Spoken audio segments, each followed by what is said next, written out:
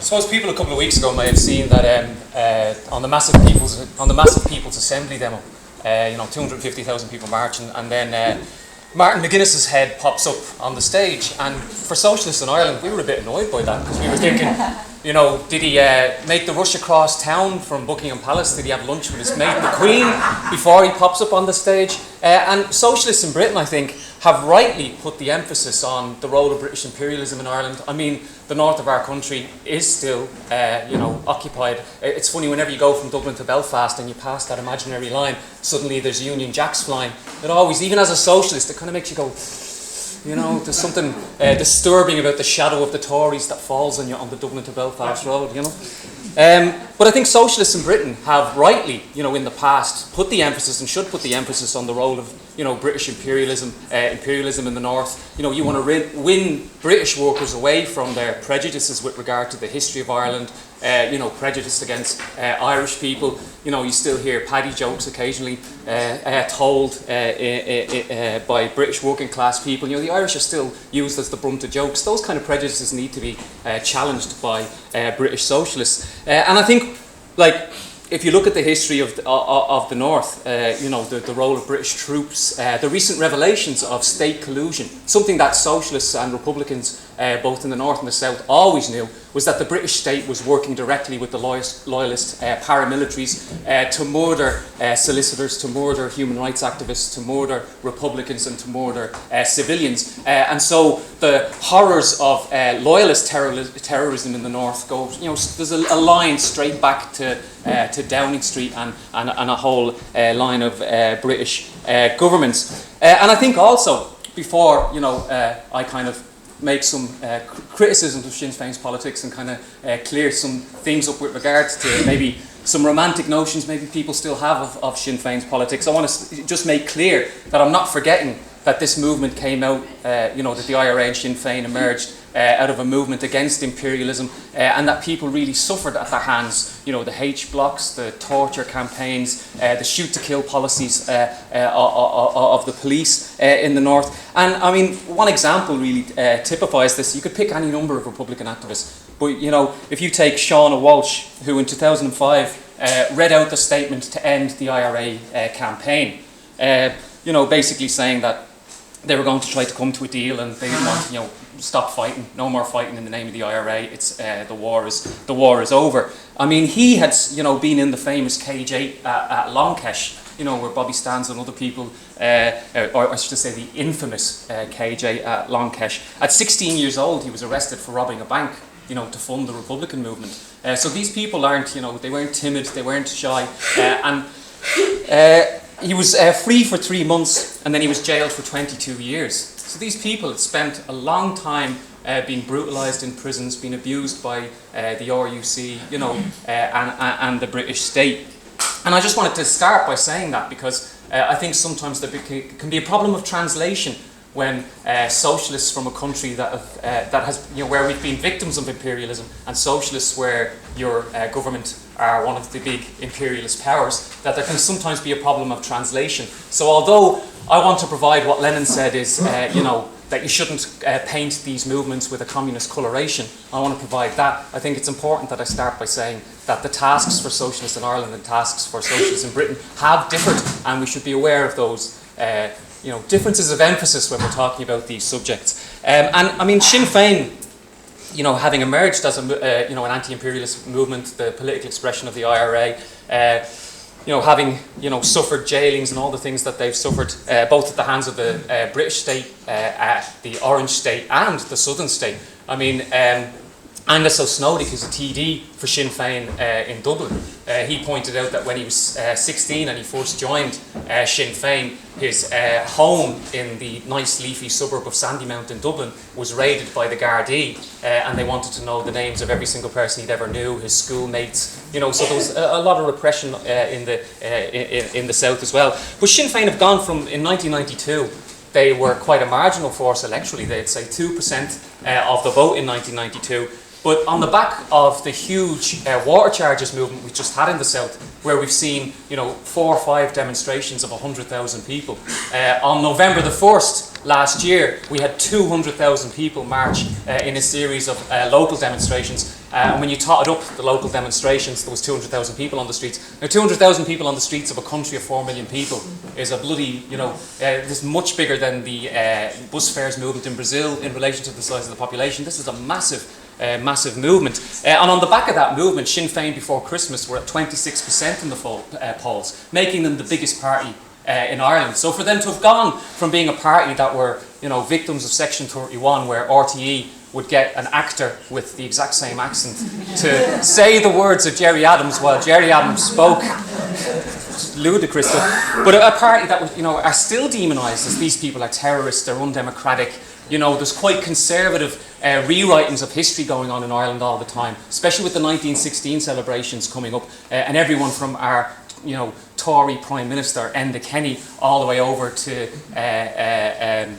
Sinn Féin. Everyone's going to try and hegemonise these the 1916 celebrations and put their own tint in it. And I think the left, we have to make sure that people like James Connolly, the people that went into the post office in 1916, that their traditions aren't forgotten in all of this. And especially in the poorer areas, Sinn Féin are growing. One example, Ballymun. I don't know if people know it. It's the high-rise towers to the north of Dublin. Really poverty-stricken estate. There was 300 votes cast, which in an estate like that where there's huge apathy, the fact that there was 300 votes cast in the box in the local church in Ballymun is probably quite a lot of votes. But out of those 300 votes in the MEP election, 219 went for Lynn Boylan, the Sinn Féin MEP. So, with regard to the poorer working class, especially in the south, Sinn Féin are becoming the party of the poorer working class in the south. And their rise, there's a couple of factors to their rise. Obviously, over the last few years, they did benefit from the peace process. A lot of southern workers were opposed to the violence in the north, and the peace process did benefit Sinn Féin. But it's also because they've really pitched left in terms of their rhetoric and how they present themselves. In every election for the last few years, we'd sometimes look at our leaflets, the things we're calling for. And if you didn't read the detail about how they're going to get their funding and their views on the ECB, but I'm talking about their popular leaflets. Their popular leaflets are almost identical to ours. They do street stalls, they collect petitions. For all intents and purposes, they appear to be saying very similar things to the radical left. And in the EU Parliament, Sinn Féin are part of the GUE, NGL, radical left bloc. But I just wanted to point out that Sinn Féin, as an anti-imperialist movement that emerged from an anti-imperialist struggle, but as a nationalist movement, that they're quite Janus-faced. The Roman god Janus could look two ways at once. You could shake the hands of the Queen, and you can also, appear on a People's Assembly march condemning the Tory government and vice versa. And I just wanted to talk about some of the contradictions of Sinn Féin, just to show how contradictory an organisation Sinn Féin are. In the 80s, Gerry Adams would regularly say things like, capitalist property cannot exist without plundering labour. But then at the same time as Gerry Adams was saying capitalist property cannot exist without plundering labour, Phil Flynn, who was the chairman of the Bank of Scotland, was the vice president of Sinn Féin at the same time. In other words, this is a movement that can have the vice president of the Bank of Scotland as the vice president of the movement while they're going on about the plundering of labour. I'm sure Phil Flynn did a little plundering of labour as vice president of Bank of Scotland. But if your goal is national liberation, if your goal is the nation, you can put up with those contradictions. Those contradictions can live within the broad church, as they say, the broad church of republicanism. They always talk about it being a broad church. In terms of other contradictions, Sinn Féin, famously funded their movement through, dramatic bank robberies. There was the whole controversy over the Northern Rock Bank, in 2005. But then Sinn Féin, before they realised Irish workers were going to rebel against austerity and rebel against Fianna Fáil and obviously the subsequent Fine Gael Labour government, they voted for the bank bailout in Ireland. In Parliament, their instinct was completely wrong. They were like, we better stabilise Irish capitalism. So you have the bank robbers then voting to take money out of the pockets of the majority of Irish people and bail out the banks. Subsequently, they said that was a mistake, or we're really sorry.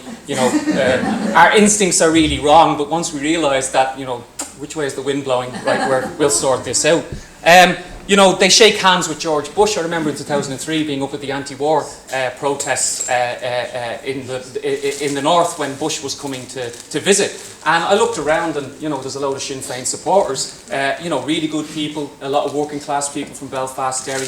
You know, like there's loads of genuine people, and I hope I emphasised that at the start, you know, in the Republican movement, lots of working class activists who genuinely were there to oppose Bush's war.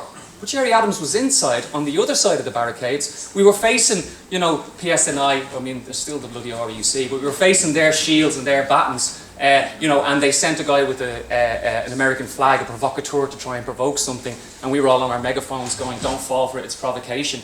But we were about to get our heads kicked in, you know, alongside of a load of rank and file Republicans, and at the same time Gerry Adams is in shaking hands with George Bush for the good of the peace process and the good of the nation. Again, all these contradictions. They cut education.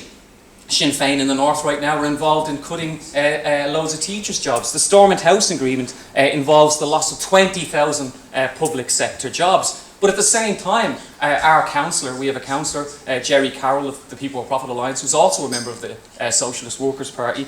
Gerry Carroll will be outside both the councils and outside Stormont with a placard going, stop these cuts, defend education. And a load of Sinn Féin members will turn up with placards. The same people who inside voted with the cuts will come outside and go, Jesus, we're against, that's terrible, isn't it? You know, or we're with you against these cuts. And you're going, how can this be? And I suppose I wanted to make the point. I suppose one more thing. This is really funny. Is you know, the water movement in the south. You know, people are. You've got grandmothers in the poorest working class estates taking a chair out, making themselves a flask of tea, sitting on the stopcock outside their house and going, "You're not getting a bloody water meter in my house." You know, and that's been the water movement was really a flowering of that mass working class resistance, and the entire working class, poorer working class population in Ireland right now are so political. Everybody's talking about media control, Dennis O'Brien. The movement has created a really political atmosphere. But Sinn Féin in the north, you know, were questioned on one of our TV shows. I think it was Vincent Brown.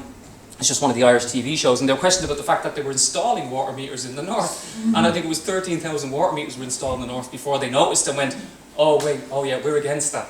So it's like until someone mentioned it, they were installing water meters. So they're installing water meters in the north, and they're standing with residents opposing water meters in the south. So again, it's these contradictions. And I just wanted to make the point that, you see, national liberation movements, they're brave people. You know, these people suffered. You know, they really did suffer at the hands of the British state and at the hands of imperialism. But because their aim is the Irish Republic, you know, they don't define whether it's, you know, they talk about socialism and stuff like that, but the main aim is the Irish Republic. And they were willing, up until 2007, up until the banking crash exposed Fianna Fáil and exposed the rottenness at the heart of Irish politics, you know, that Ireland had become a tax haven for the rich, a place where, you know, investment from all over the world inflated a property bubble which then collapsed upon the heads of working class people. Until 2007, the preferred option for Sinn Féin was what they called the Pan-Nationalist Alliance. So with Fianna Fáil, the SDLP, and Sinn Féin, you know, an alliance between those three groupings, you know, of nationalist parties. Fianna Fáil, the A-team of Irish capitalism, the party that has put the boot into Irish workers for 70 years, while at the same time managing to hold a working class base by using nationalist rhetoric. And also Fianna Fáil, they always, every time the economy picked up, they went, under Fianna Fáil things get better. You know, so they, you know, working class people didn't support Fianna Fáil because they were stupid. Irish working class people supported Fianna Fáil because Fianna Fáil seemed to offer both economic advance but couched in a kind of nationalist or republican language. And so Sinn Féin, in order to get the republic, you know, were willing to work with the A-team of Irish capitalism. It was only subsequent to the 2007-2008 collapse of the Irish economy that then Sinn Féin realised it was very popular to position yourself alongside Fianna Fáil, and their rhetoric took a huge left turn. I mean, again, in terms of understanding this process, it's something we can all see happening, you know, every national liberation movement from the PLO to the ANC. I mean, our language and the manner in which we spoke about the ANC 20, 30 years ago is very different to the manner and language we use when we speak about the ANC after Marikana. In other words, that the aim of a national liberation movement isn't to overthrow capitalism. Their aim is to carve out their own space within the capitalist system. And once they carve out that niche, they then become incorporated into the structures that oppress working class people. And I mean, I suppose quickly I just want to touch on some of the evolution of Sinn Féin. I mean, it's not fundamental to this talk, but just to show or demonstrate how they've been very many, there's been many different Sinn Féins and that it's been a cross-class movement.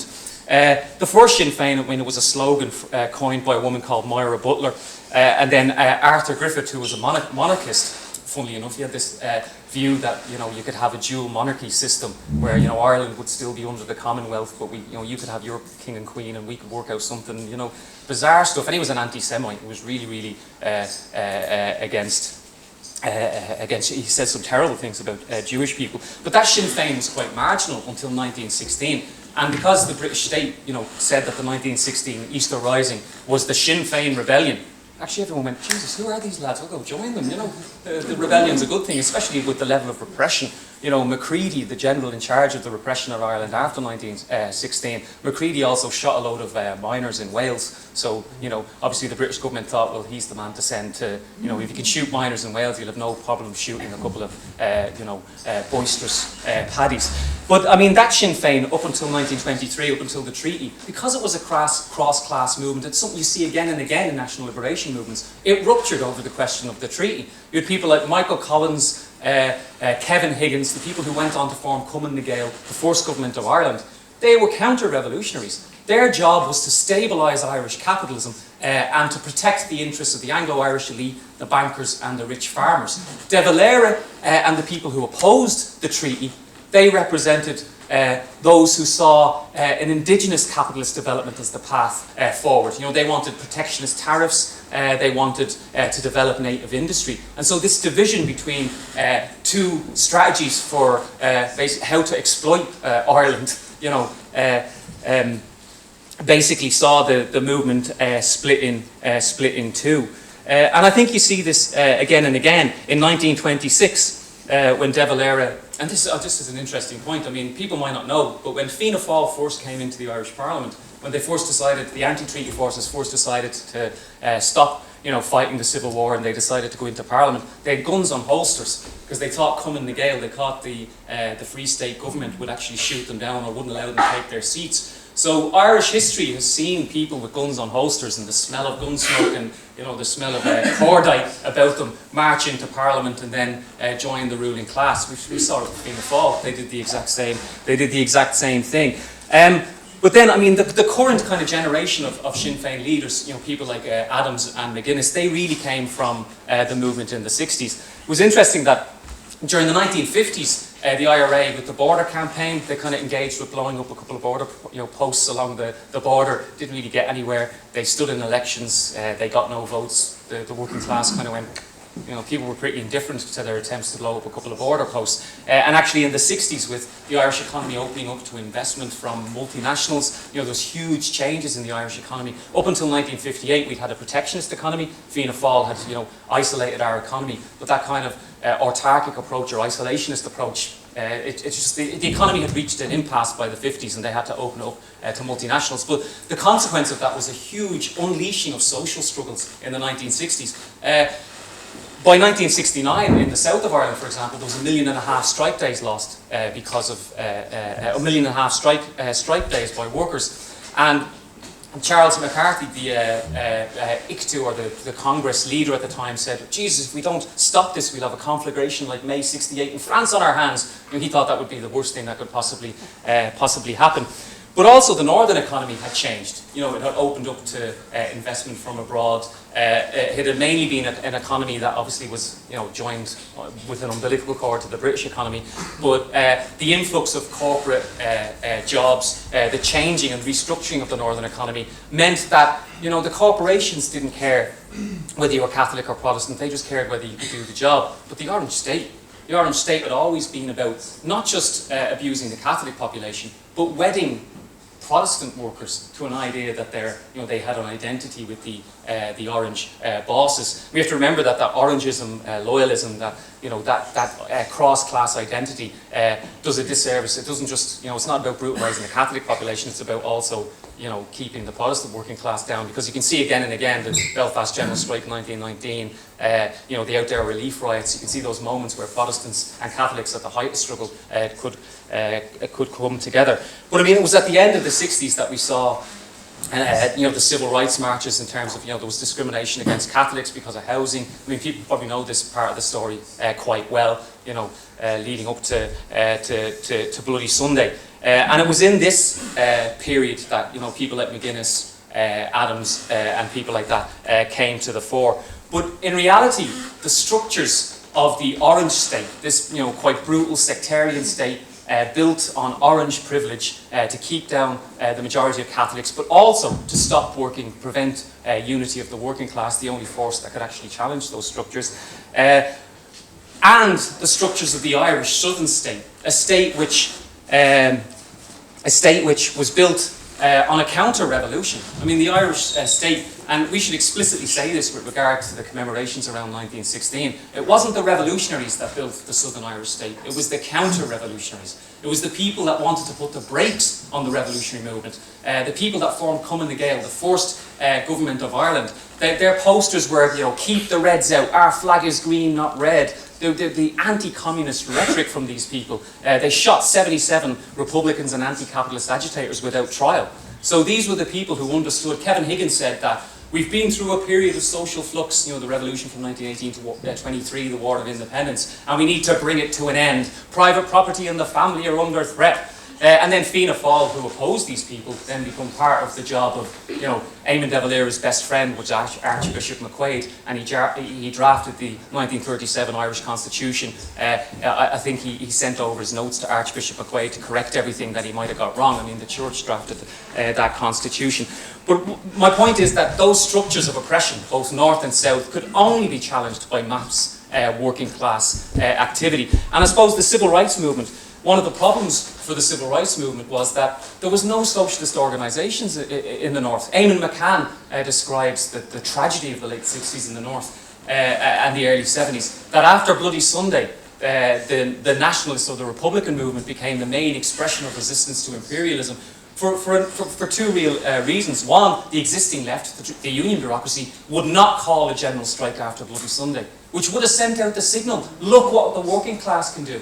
If they shoot people on the streets of Derry, we can shut down the entire northern economy. The union bureaucracy said F all, sweet FA, they said nothing, which then leaves a space for other forces to fill it. But Eamon McCann also said we didn't have an organisation. He said the IRA took the civil rights movement from us like taking candy from a baby. Without an organisation, without ability to influence the union bureaucracy, without rank and file organisation within the unions that could force the union leaders to act, without all those things, what could McCann do except say to the kids running down to the street corner with a gun, oh, you shouldn't do that. They just shot a load of people. In other words, without organisation, you can have the right ideas, but nobody's going to listen to you.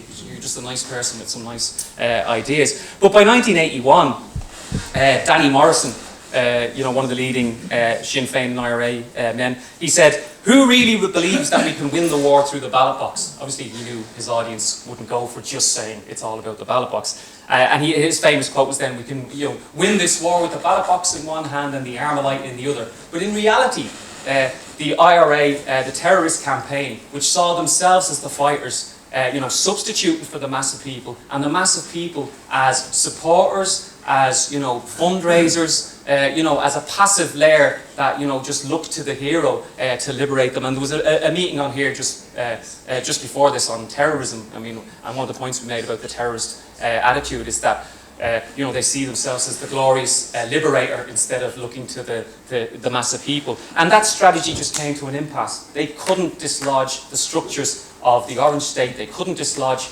British imperialism in Ireland, and they couldn't overthrow the Southern state.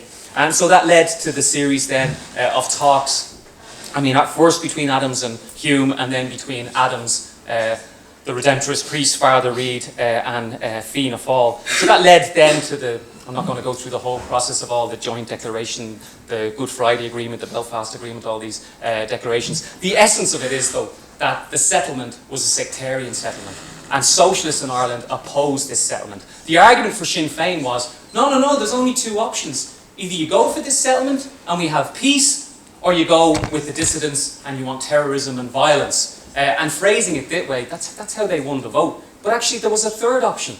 Working class resistance. Working class resistance to austerity. Working class resistance to the sectarian nature of the northern state. But within the framework of the National Liberation Fighters and the people leading the IRA and Sinn Féin, that wasn't an option. It was ruled out an option. From their point of view, their blinkered point of view,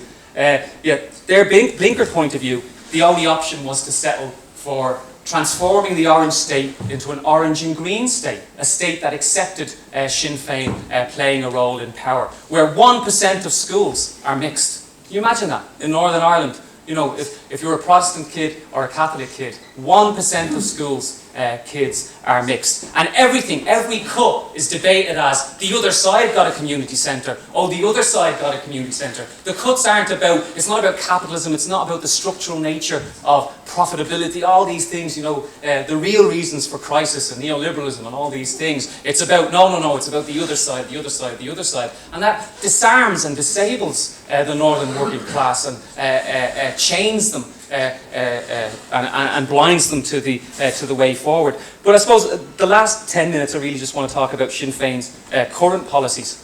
So before I do, it's just to summarise, you had a national liberation movement, very brave fighters, people really suffered. British imperialism is to blame for the whole bloody mess in Ireland, for the counter-revolutionary Green Tories ruling the South with the Catholic Church and kicking the shit out of workers for 70 years, and for the reactionary Orange state that emerged in the North. It's all the legacy of imperialism, not because Irish people are stupid or we elect these people or something, it's the legacy of imperialism. But the National Liberation Fighters, because they view the nation as the aim, or an integrated nation as the aim, and they have a substitutionist approach to struggle in terms of a terrorist campaign. Basically, their only option was then to reach an impasse and to buy into the structures of imperialism in the North and to get their own seat at the table, which we see again and again and again in the history of national liberation movements. So we have to understand that.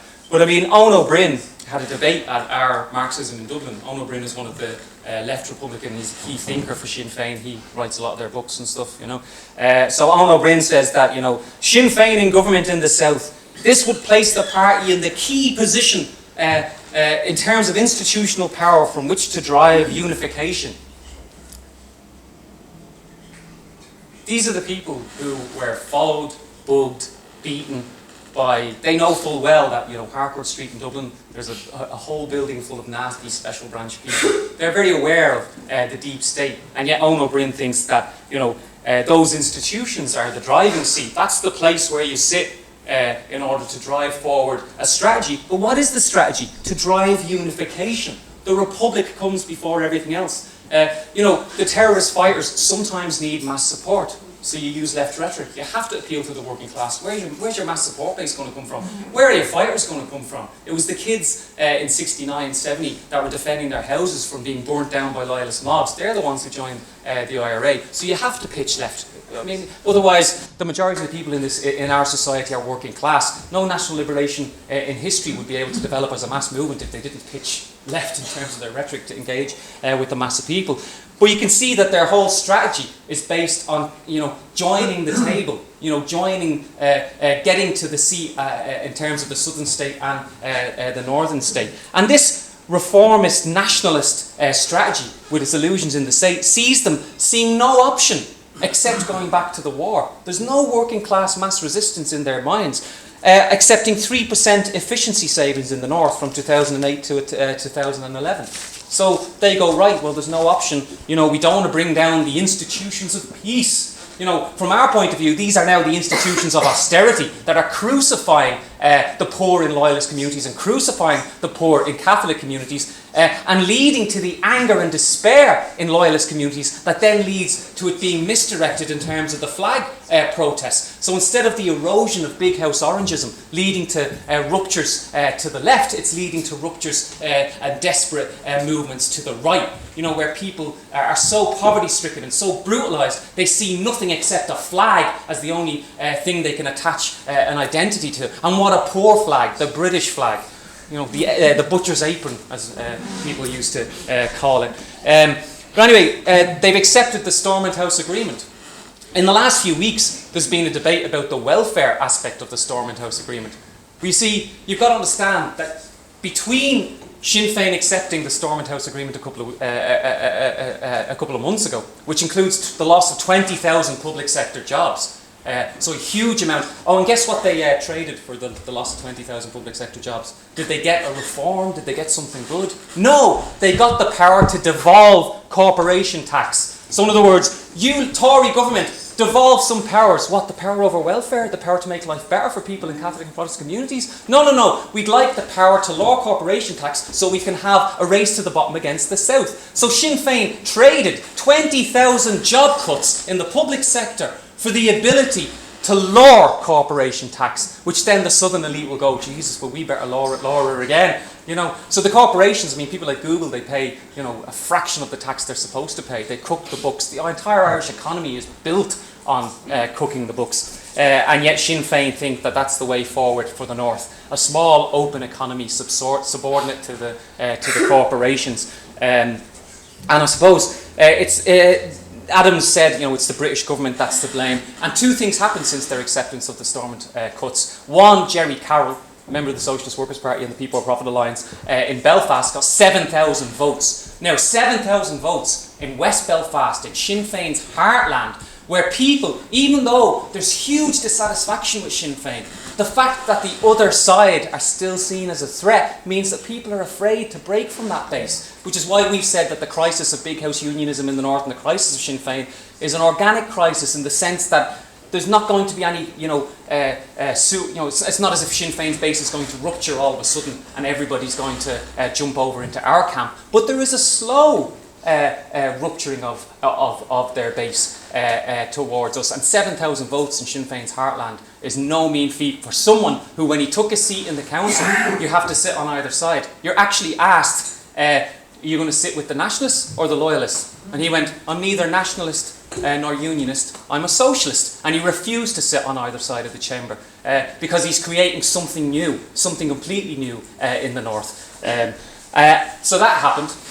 And then the water movement in the South obviously has been putting, and the rise of the People of Profit and the radical left in the South has been putting there's a huge pressure on Sinn Féin's left flank. And so you've got to understand that they accepted 20,000 job cuts in return for lowering corporation tax. And then they, Jerry Carroll gets this huge amount of votes and they realise, oh Jesus, they start shifting left on the welfare cuts. But the kind of what's being called the fantasy budget, where the welfare cuts have been delayed for 6 months. My cynical view, having witnessed the history of this movement over the last number of years, my cynical view, and probably the correct view, is that they'll posture and they'll pose and they'll kick up a fuss and they will not threaten the institutions. They will not threaten those sectarian institutions because they're the institutions of peace, even though they're imposing 20,000 public sector job cuts. And that weakness of that nationalist or that reformist attitude to the structures of the northern state will see them implementing austerity, albeit constantly turning up with the placards at their own cuts going, we're against this. It's bizarre stuff. But I suppose in the South, I wanted to really end by talking about what we're saying about Sinn Féin in the South. As I said, Sinn Féin, in terms of their leaflets, I think sometimes they actually go on our website and they go, what are they saying?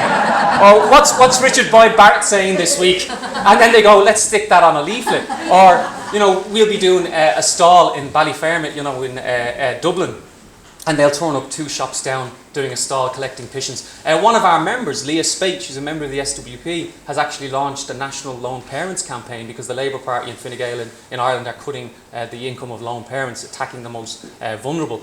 And Sinn Féin are out on the streets, after we have a bit of media attention on this campaign, sign the petition against lone parent cuts. Obviously their activists and their working class members are genuinely opposed to those cuts, but it's interesting that their leadership is kind of looking over their shoulder at the radical left to take a cue in terms of moving. So I suppose Sinn Féin have grown massively over the last while. I said before Christmas they were on about 26% of the polls, but actually the water movement is transitioning now from a movement of mass protests to a movement of mass boycott of the bills. And you see, as a socialist, I turn around to working class people and I say, you should stay on the streets. We've had 5 protests of 100,000. Let's keep going, escalate the movement. And working class people go, it's all right, son, I did the protest thing. Now I'm just not going to pay. So we'd love if movements just, remained visible and vibrant, but the movement hasn't gone, it's just changed form. The Irish working class will sit there now and go, I'm not bloody paying. And they reckon that non-payment is going to be there's going to be a huge amount of non-payment of those bills. But the minute the election is announced, everyone's going to be asking, how do we kick out the establishment? How do you get rid of these people? And to be honest, in the working class, as I've said, most people think Sinn Féin and the left should form a government. That's going to be the option. So I started with by.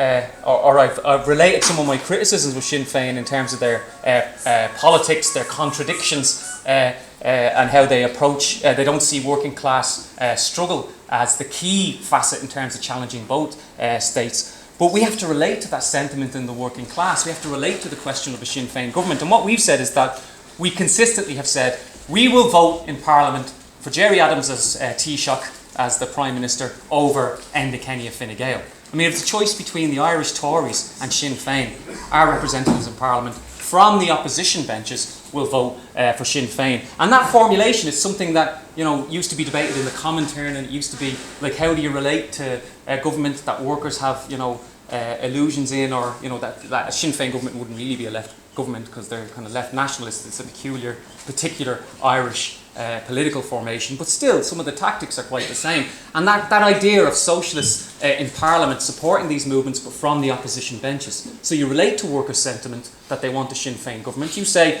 well, we'll vote for Gerry Adams to be Taoiseach. We'll support if they bring in a new minimum wage, or if they try and please the movement that's elected them, and obviously answer some of the demands of this massive water movement and this huge politicisation. They would initially have to get people something. But the crisis of Irish capitalism, the failure of Irish capitalism, the debt, all the structural problems, they're taking on a poison chalice. And especially within a framework whereby you don't see the working class as challenging those structures and challenging capitalism. You see the working class as a stage army that you call on to support the heroes. And actually that's a quite interesting thing, that there's not much of a leap between I am the terrorist hero, you just sit there, I will do it for you, and get us into government. If you get us into government, we'll do it for you. It's not much of a leap. You're basically saying the same thing. You all sit at home and we'll do it for you. At the start of the water movement, Sinn Féin's main line was, get us into government to defeat the water charges. Our main line was, people power will defeat the water charges. So that distinction, I think, is evident to people. So we'll relate tactically to them, but I think we have to build an alternative to Sinn Féin. An alternative that's based on people power. And I mean, people before profit, obviously I've said that Jerry Carroll's massive success in terms of 7,000 votes, and we ourselves, people of profit, we've got Richard Boyd Barrett in the Irish Parliament, and having a TD in the Irish Parliament was fundamental in terms of relating to the anger over the water issue. And Richard, because of his profile, was able to call various trade unions, left trade unions, into the room and launch the initial protests, which then gave people a vehicle through which to express themselves. We didn't bring the 100,000 people, but we did provide the focus, and we did provide the united front that brought those people together. But our radical left will say, no cuts north or south. Absolutely, we reject any cuts north or south. Whether it's the Tories whether it's the Tories in the north or the IMF in the south, the argument is the same. There's no excuse to go, oh well, we've no power to stop the Troika and the IMF. We have to accept this. Or in the north saying, well, it's the Tories, it's the British, you have to accept it or you'll bring down the institutions of peace. Well, if that's the option, bring down those institutions. Those institutions are sectarian institutions. Institutions that enforce a division in the working class that disables the working class. Those institutions should go. But the final thing I wanted to say is that we have to rebuild the Marxist tradition in Ireland. Because, you see, there's an old idea, I thought it was interesting that Stathis Kavlakis said, you know, we should only focus on the current moment, we'd only use ready-made formula. But there's a ready-made formula within our movement that, you know, explains what needs to be done in terms of Ireland. Obviously, we're going to intervene in the upcoming election to get the largest vote possible for the radical left. Obviously, we're going to work with other forces on the radical left. We're going to say no cuts north or south, cancel the debt, that people power is the path to change. We're going to put forward a radical left solution to the crisis of Irish capitalism. But there's an idea in our movement called permanent revolution, and it still applies to Ireland, that whether it's fighting the legacy of imperialism in the north, whether it's fighting what's now an orange and green sectarian state, whether it's fighting austerity in the south, the best means by which to fight those things is mass protests leading to strikes, civil disobedience, workplace occupation, and working class empowerment and working class democracy. That's the tradition we stand in, the tradition of Trotsky, the tradition of permanent revolution. And by consequence of fighting using those means and methods, the border becomes irrelevant if working class people en masse fight using those methods. As Trotsky described it, you know, the movement spills over into a socialist revolution. And Sinn Féin can only offer a capitalist Ireland, which in the context of a world in crisis is going to cut workers' living standards, is going to continue the same old game. And as James Connolly said, that if the left failed in the period from 16 to 23, if the left didn't lead that movement, that revolutionary war of independence in Ireland, the result would be a carnival of reaction.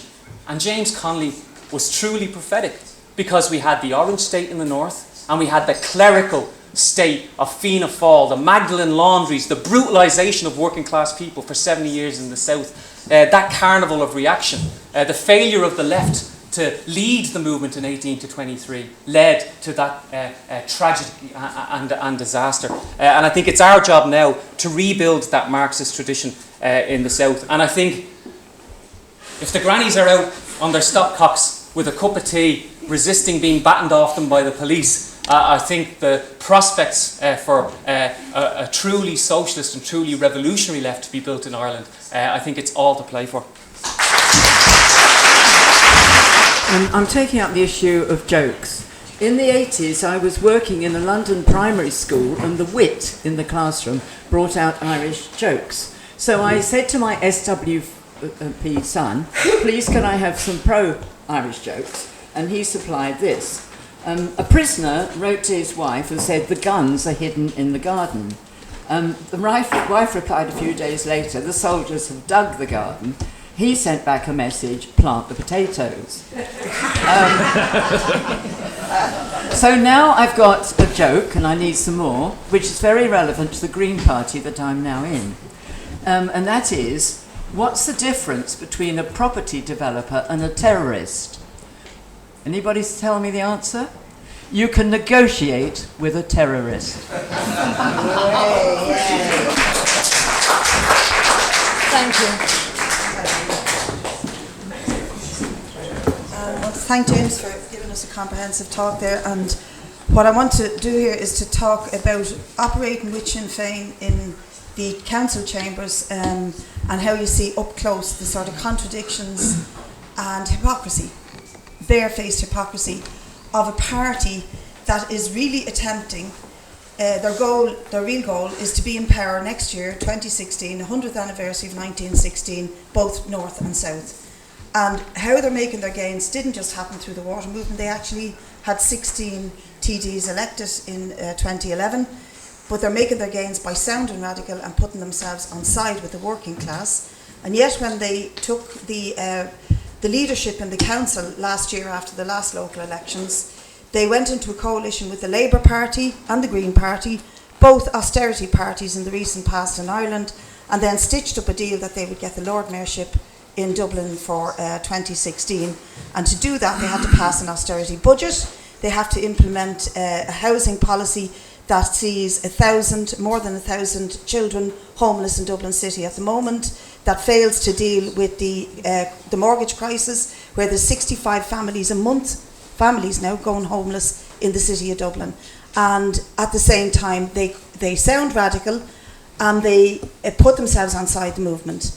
They can do this in a number of ways, and they have a very strong cadre of very smart, articulate, well-trained with the media, well-trained in public speaking, tranche of TDs and councillors right across the country. Some of them are very impressive. People like Pierce Doherty, Mary Lou MacDonald, they know their economics, they know how to deal with the media.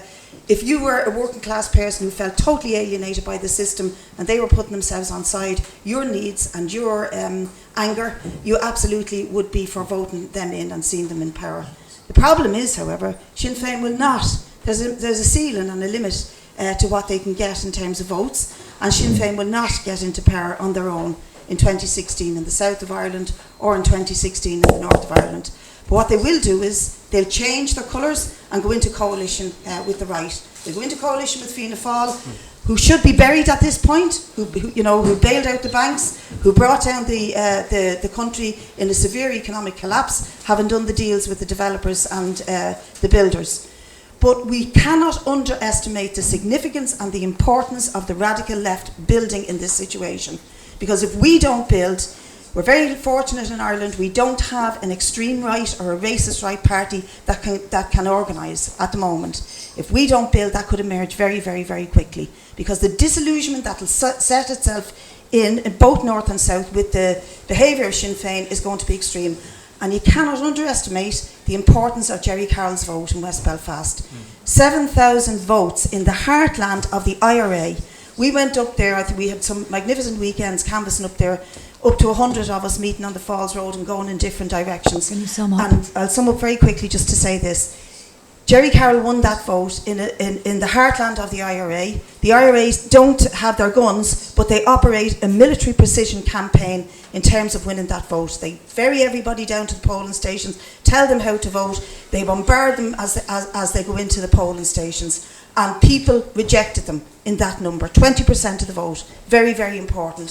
So what we're doing in the radical left in the south, and I'm sure Richard will talk more about how we do it in Parliament, what we're doing with the radical left in the south and in the north is very important. And as a consequence of that, the SWP in Belfast and Derry is growing. And this is really important, that a revolutionary movement in the middle of this sectarian reactionary carnival that happens every year, and yesterday was the 12th of July, I haven't heard much of what goes on, but the orange issue is always brought out to break people up. The presence of the revolutionary left, both north and south, cannot be underestimated, and as Panos said yesterday, we've tried the ballot box, now we need people power.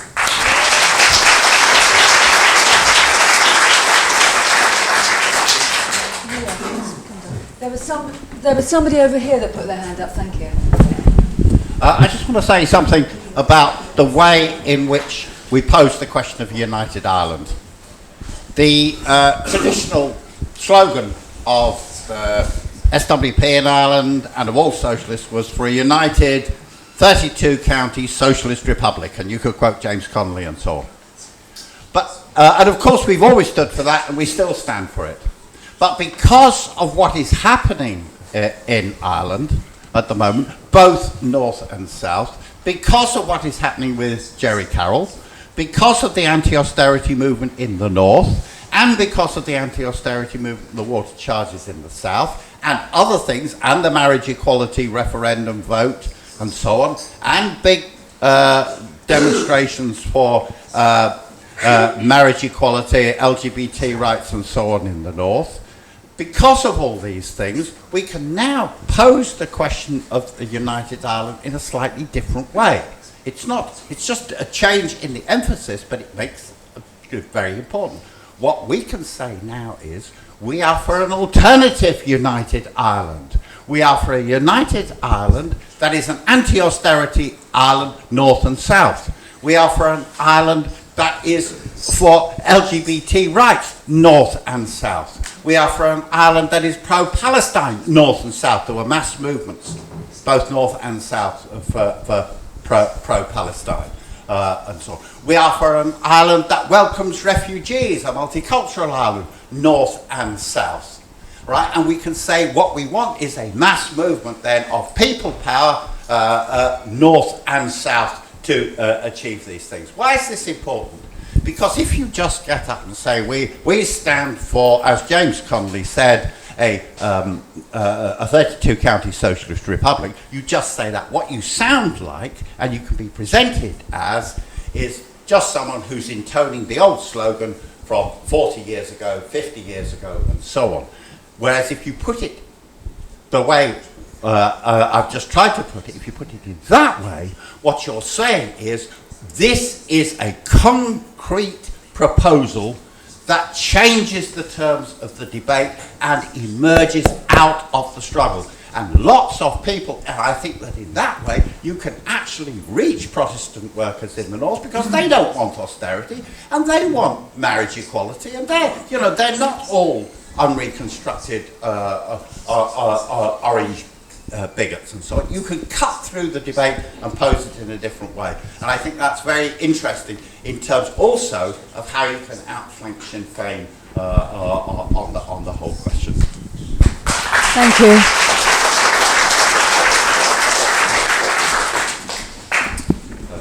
Colin Bryce from the SWP in Derry.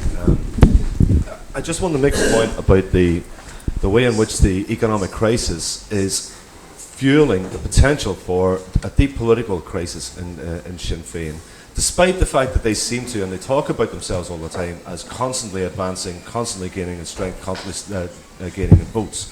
We have to understand that the impact of the economic crisis is going to continue to raise big problems for them. 6 or 7 years ago, at the height of the Celtic Tiger in the south of Ireland, I remember debating Pierce Doherty at a Pat O'Donnell summer school in Donegal.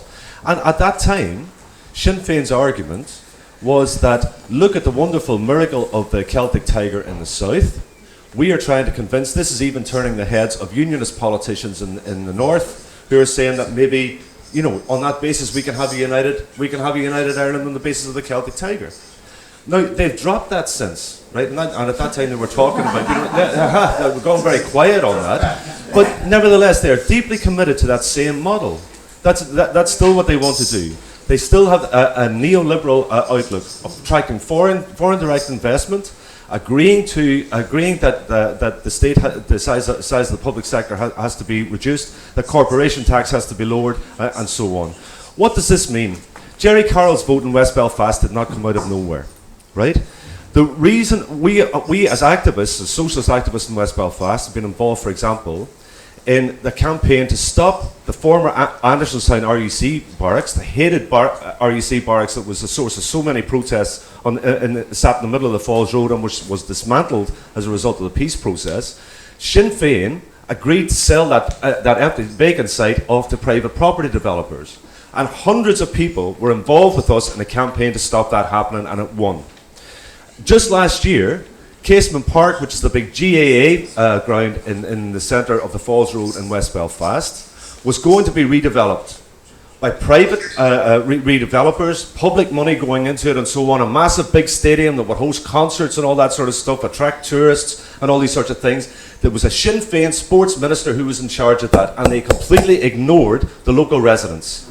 They completely ignored what the residents were going to do. The residents involved with Jerry Carroll and socialists there started a campaign which stopped that redevelopment and forced them to come and speak to residents. Campaigns like that all the time. Jerry Carroll and the comrades in West Belfast are fantastic. There was a public sector strike against the public sector cuts earlier on this year. Jerry Carroll that whole day went to picket lines on the Protestant Shankill Road and to picket lines on the Catholic Falls Road. Jerry, I think it's very important to say there are other groups, the dissident Republican groups, a group called Erigi, for example, who call themselves Left Republicans, who also stood in West Belfast. I think they thought that simply by sitting on the sidelines, criticising Sinn Féin, and that the disillusionment with Sinn Féin would simply flow to them as the inheritors of the struggle. They stood somebody who was a very long-term political prisoner, very well respected. That didn't win. The people who won votes were the activists who went out and campaigned day in and day out and stood with people and argued for a different strategy, a socialist strategy, and didn't spend their time simply criticising Sinn Féin, but let people draw their own conclusions about how we can best resist austerity. And I think that's the lesson we've got to draw from it.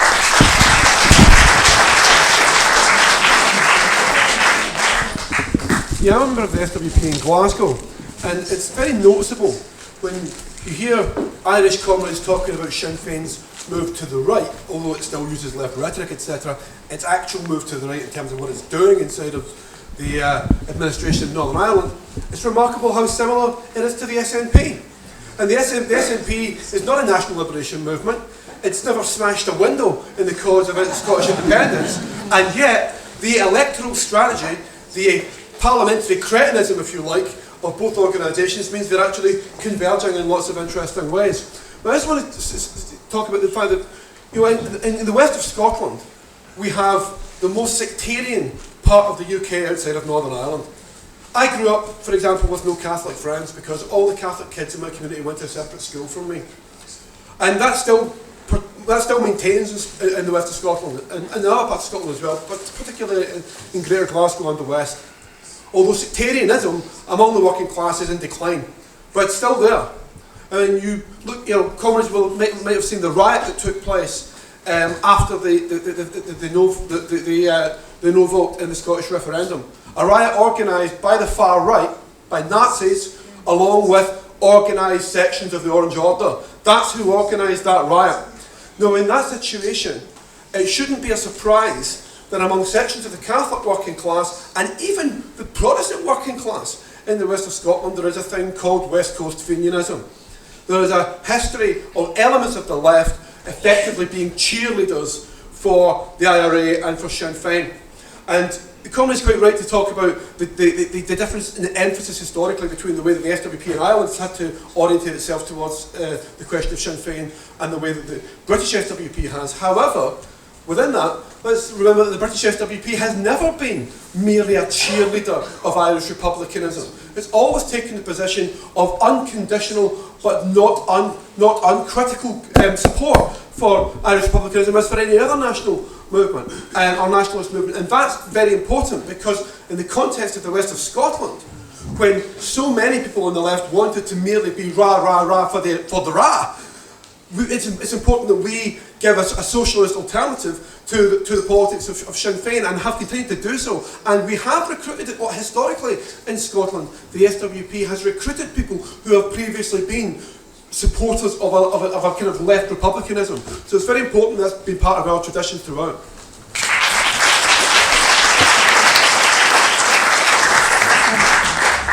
You'll be followed by you over here, please. Yeah.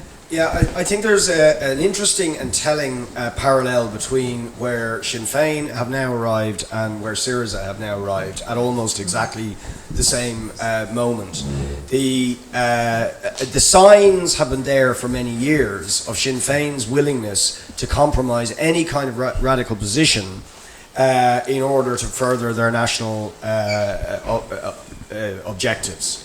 But with the signing of the Stormont House Agreement, they have crossed the Rubicon. And we need to be absolutely clear about that. The Stormont House Agreement might as well be cut and paste from the Troika austerity agreement for the South and for Greece. It's exactly the same agreement. That's what they've signed up to.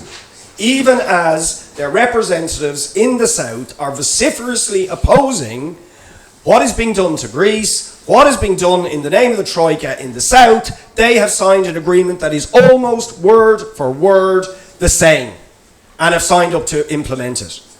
Because of the threat we are now representing and a general strike of opposition to that, they've wobbled on one aspect of that agreement. But they have said absolutely clearly, Martin McGuinness says we are committed to implementing this agreement. That involves 10% of the public sector in the north being slashed, the sale of state assets, including Belfast Harbour, read Piraeus in Greece, or whatever, and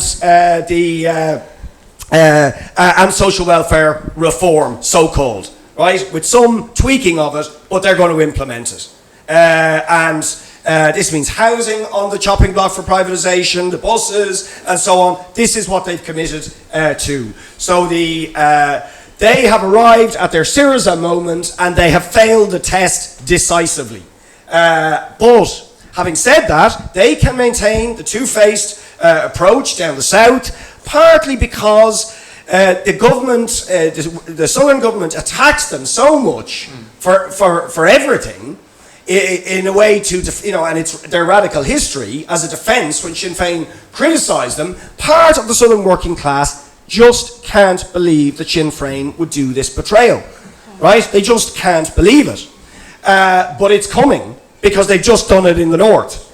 And the question then is, how do we intervene in this? And I'll just finish with this. You see, when James says the dissidents who just hope to pick up at some moment, just sat on the sidelines on the disillusionment with Sinn Féin, failed to do so, we all have to learn the lesson.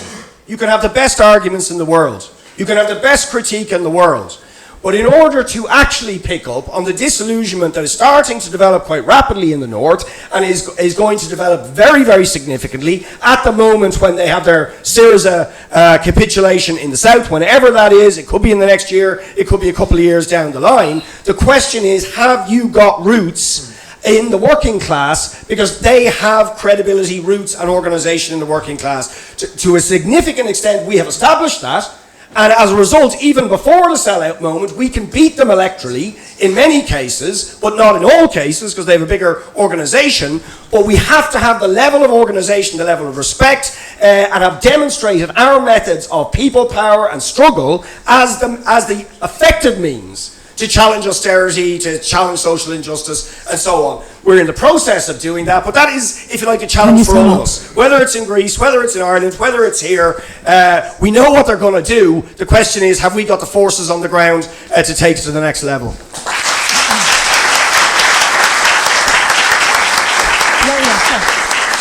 You'll be followed by the lady here, and I'm afraid that will be the last speaker. There are a few more people who put their hands up, but I'm afraid we have to have time for the summing up.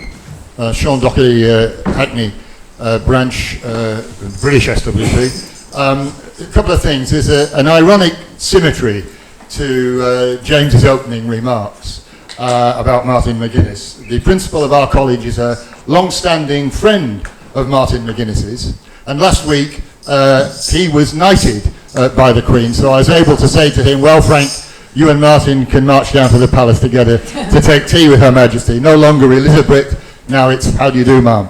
The other irony, in the early 80s, I did too grand a phrase to call it a speaking tour of Belfast and Derry, but I went over there to try to establish a rank and file teachers organisation, bringing together the NAS and INTO and all the other unions. The people who were working with me in that campaign were all the leading members of the provisionals, Hartley, Macaulay, and all the rest of them.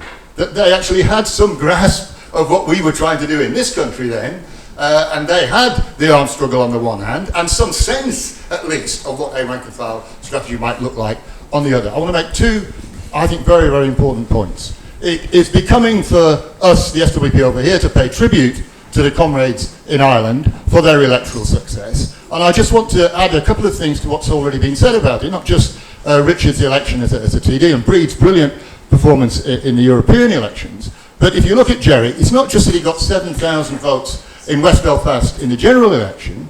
To get elected as a councillor, he split the Sinn Féin vote in the Black Mountain district of West Belfast. That was a phenomenal success. And we stand alongside him in saying we campaign in the Falls and the Shankill equally, as we do in Derry campaign in the Fountain and the Bogside equally. And it is that tradition that he represents and the whole of the People Before Profit movement represents that has enabled us to build the roots that Richard's talked about.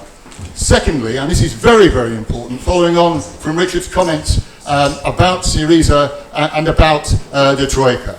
Let's be absolutely clear what's happening here.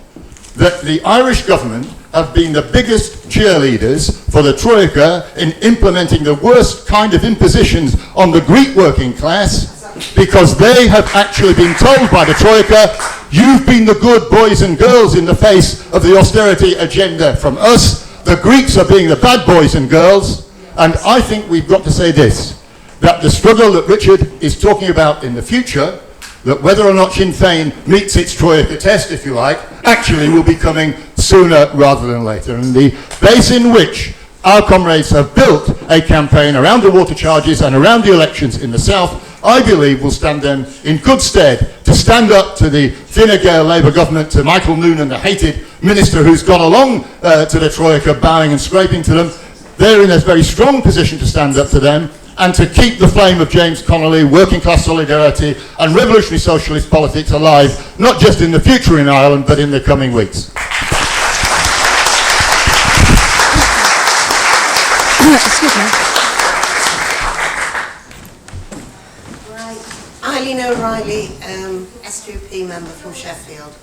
There's been some wonderful speeches, so I feel a bit odd. I've only been in the SDUP for 4 years, so I've been in campaigns for most of my life. But, and it might be a bit of a downer thing to say, but not downer. But TTIP, does everyone here know what it is, what it involves?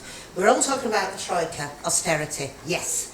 But behind that is something that it wouldn't matter who you elected or even what you're doing on the streets. If they can bring in TTIP, well, you know, they can make an elected government not only reverse anything that would threaten their profits, but they can make the taxpayer pay a fine, enormous fine, billions.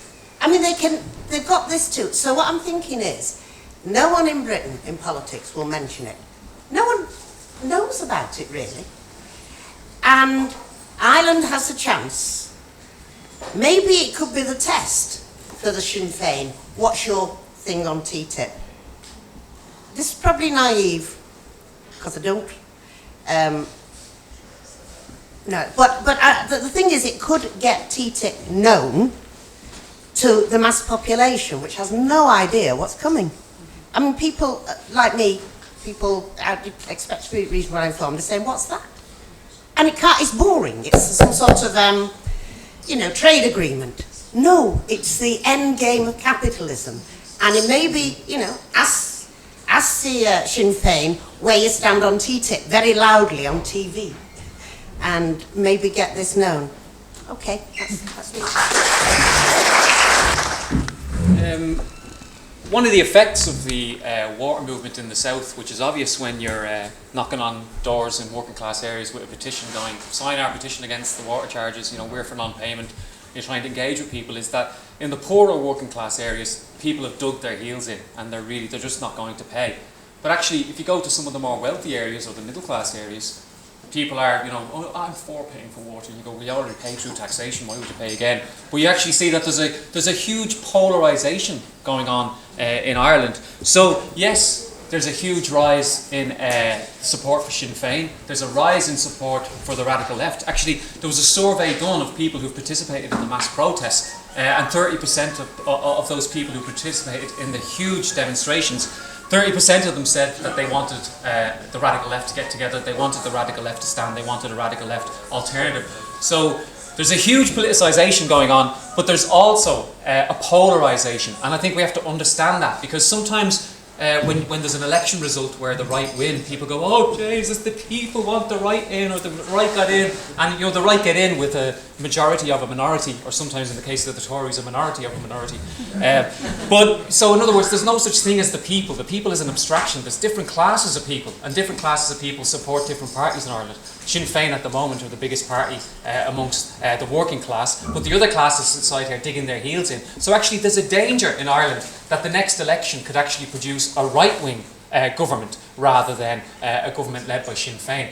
But actually, Sinn Féin's language is very interesting in terms of how they talk about their future role in government. They don't say left government, they say a left-led government. You might ask, well, what's the difference? We see a left government would indicate that Sinn Féin, wanted to reach out to the radical left and, was wanted to go down the kind of Syriza path with all the precautions or whatever, But anyway, the reason they say a left-led government is because they want to leave the option open of bringing Fianna Fáil back in.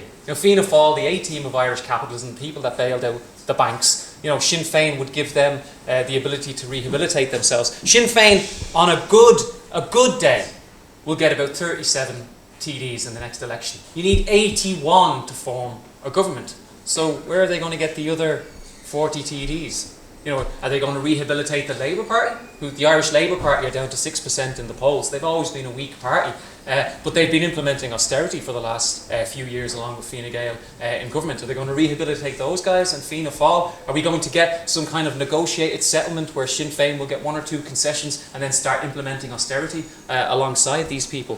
So that's why I think Richard's point is very important. That when we had like one people before profit TD, Richard, he was able to use his authority in the Dáil to call the unions into a room, the left of the union bureaucracy, and launch the Right to Water campaign, which then gave people a vehicle through which they could express their anger. So although we as revolutionaries understand the ballot box is subordinate to the streets, the most important thing is people power, actually capturing those positions in Parliament gave us a platform from which we could promote a broader movement of people power. It wasn't counterposed to people power. If the people that you're getting elected there are subordinate to revolutionary politics, if they're part of a revolutionary movement, and they understand that Parliament is just one tool in the arsenal, the most important tool obviously being getting people on the streets, protest, strikes, and all those things. So I actually think that we have to understand that Sinn Féin are willing to go into coalition with the right. They use the language of left-led government. They'll be forced, because of the crisis of Irish capitalism, to implement austerity. And in a situation where, before they get into power, we can challenge them with 1 TD and 2 or 3 members of the Socialist Party and other left-wing groups elected into Parliament, in a situation where you have 10, 11, 12 radical left TDs in Parliament, I think we can really start to challenge Sinn Féin. In terms of the North, I just wanted to say that we don't just talk about workers' unity, because the union bureaucracy in the North could sometimes just talk about workers' unity. If we ignore the flag protests, if we ignore imperialism, the legacy of imperialism, if we ignore those things, workers should just unite on bread and butter issues. Republicans used to slag off socialists for saying, you're only into gas and water, you won't talk about imperialism. Well, actually, Jerry Carroll has very clearly said that he's for working class unity against austerity. His office, the People Profit office in Belfast, is open on the interface between the Shankill and the Falls Road. In other words, between the Loyalist and the Nationalist communities, sending out a signal that our politics is open to people who are dissatisfied from both communities. But when the Orange Order marched through Catholic areas, or when the Orange Order marched through Protestant areas, because we're against them doing both, we are proud to stand up and say this is a reactionary organisation. They're like the KKK. They stand for orange supremacism, and we very clearly stand against those organisations, because they don't only, not only are they detrimental with regard to Catholic workers, but those organisations help to wed Protestant workers to the idea that they have a cross-class interest with the orange bosses. The last thing I wanted to say is that with the anniversary of 1916 coming up, all these arguments are going to come to the fore.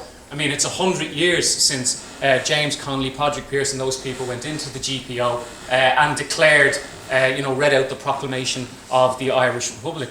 But for James Connolly and the Irish Citizens' Army, the few hundred members of the Citizens' Army that participated in their rising, I mean, there was one phrase they said, James Connolly turned to his men at one point and he said, hang on to your guns, lads, because the people we're fighting alongside, they don't want to go all the way. And I think the armaments may have changed. It's about protests and mass mobilisation. But I think Sinn Féin better watch their backs, because the radical left is coming up behind them, and we're going to build a mass movement to take down the structures of imperialism in the North, to take down the structures of austerity in the North and the South, and to build the Workers' Republic that James Connolly fought for 100 years ago.